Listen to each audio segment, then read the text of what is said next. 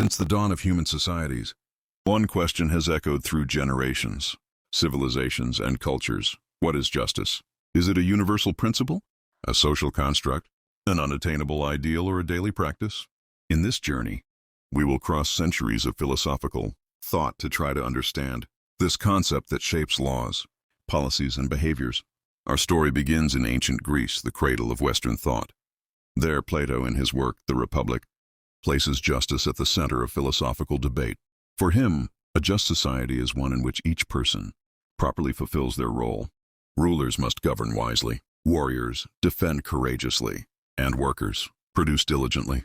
Justice, then, is harmony, both within the individual soul and in the structure of the city. It's not just about obeying laws, but about acting with virtue and reason. Socrates, the main character in Plato's dialogues, asks, "What is justice?" and concludes that to be just is to seek the good, not out of fear of punishment, but out of love for virtue. But not everyone thought that way. The sophists, like Protagoras, argued that man is the measure of all things, meaning that justice is relative, shaped by the customs and interests of each society. Thus emerges the tension between justice as a universal ideal and justice as a social convention. We now move to Rome, where justice takes on more practical and legal contours. Roman law crystallizes the classical principle, to give each their due, sum cuique tribuere. For the Romans, justice is a matter of applying the law, ensuring rights and duties objectively. Cicero, philosopher and politician, said, "Justice is the supreme virtue that regulates all duties." The jurist Ulpian defines justice as the constant and perpetual will to give each one what is due. In ancient Rome, justice ceases to be merely a moral virtue and becomes a social institution. Codified laws, courts, magistrates. The ideal of justice merges with the idea of social order and stability. With the fall of the Roman Empire, we enter the Middle Ages, where justice becomes deeply intertwined with religion. For St. Augustine, true justice can only exist in God. Human laws are flawed and limited, but divine justice is perfect and eternal. He wrote, "Without justice, kingdoms are but great bands of robbers." Thomas Aquinas, in the 13th century, sought to reconcile Aristotle's philosophy with Christian theology.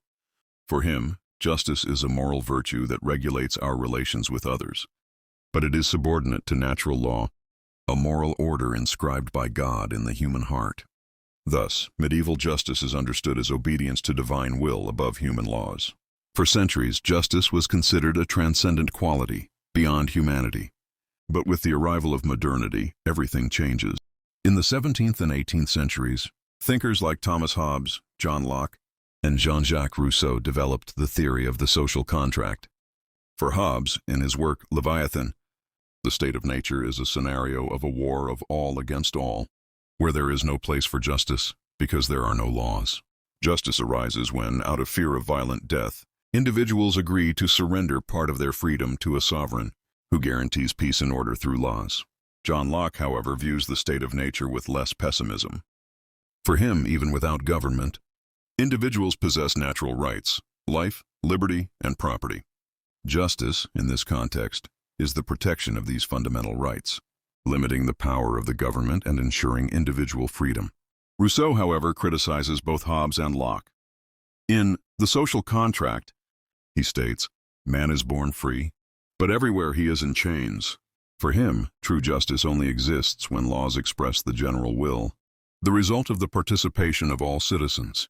Thus, justice comes to be conceived as democracy. Laws are just when created by the people, for the people.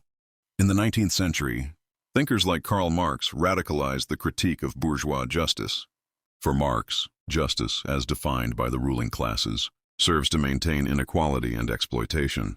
True justice, according to him, will only be possible in a classless society, where the means of production are collectively owned. Marx thus proposes a historical and materialist view of justice. It is not an eternal ideal, but a reflection of economic and social conditions. In the 20th century, the American philosopher John Rawls presents one of the most influential theories of justice. In his book, A Theory of Justice, published in 1971, Rawls proposes a thought experiment, the veil of ignorance. Imagine that you are going to create the rules of a society, but do not know what your position in it will be, rich or poor, man or woman, white or black. Rawls argues that in this scenario, everyone would choose principles that guarantee basic freedoms and protections for the least advantaged. Thus emerges the idea of justice as fairness. It is not enough to treat everyone equally. It is necessary to correct inequalities and ensure real opportunities. But criticisms of this view soon arise. Philosophers like Amartya Sen argue that justice cannot be just a set of abstract principles. It must be sensitive to people's real capabilities to live lives they value. Justice, then, comes to be thought of as the promotion of effective freedom. Judith Butler, a contemporary theorist, questions the social norms that define who deserves recognition and protection. She shows how certain identities, especially those related to gender and sexuality, are excluded from structures of justice. Butler warns us, it is not enough to talk about justice. We must ask, justice for whom? Angela Davis, activist and philosopher, denounces structural racism and the injustice of the prison system. For her, justice must be understood in terms of liberation, not merely punishing, but transforming the social conditions that produce inequality. Faced with so many perspectives, we return to the initial question, what is justice? A transcendent ideal, a social convention, a contract, a virtue, a historical process? Perhaps the answer lies in the words of Socrates, I know that I know nothing. The true pursuit of justice begins when we acknowledge our limits and open ourselves to dialogue, listening, and transformation. Justice is not a destination, but a path, an ethical commitment to always seek the good, equity and dignity for all people. And you? What is justice for you? A brief pause, soft music. This was our philosophical journey on justice. If you enjoyed it, share, comment, and keep reflecting. See you next time.